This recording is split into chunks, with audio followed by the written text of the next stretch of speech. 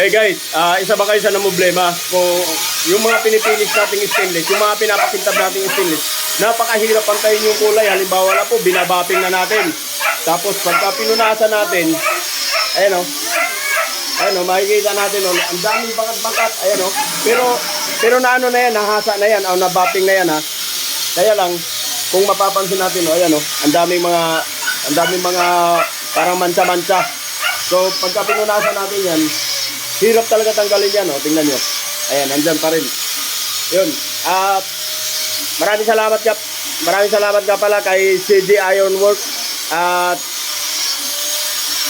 binigay sa atin yung tip, yung ginagamit niyang magic powder. Ayan, kung tawagin, magic powder, guys. So, yung magic powder na yon,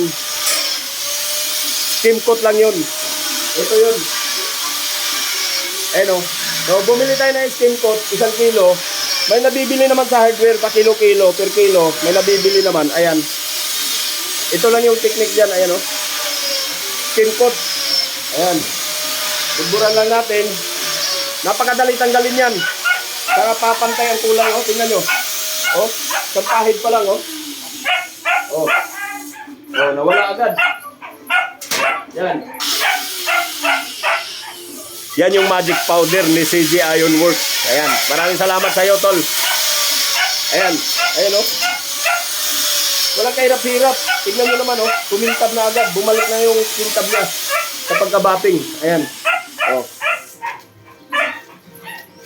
Kaya ito, dadalhin natin to doon sa site kung saan tayo mag-install. Kasi doon na natin punasan na final na. Para, kala ko stainless eh. Nagkomenta ba? Doon na natin punasan ang final para hindi na natin mahawak-hawakan. Ayan. Siyempre, habang gumagawa tayo, marumi yung kamay natin, tapos napapahawak tayo, nabapping na siya, tapos nahawakan natin, magkakaroon talaga ng mancha yan. Kaya, ang sikreto dyan, magic powder. Skim coat. Ayan, skim coat lang yan. Ayan o. Pero, guys, hindi applicable to sa hairline ha. Pagka hairline, ang ipahid nyo ay wipe out or isprayhan nyo ng WD-40. Yun ang yun ang pampahid. Pagka hairline. Okay? So, doon natin punasan to ng final.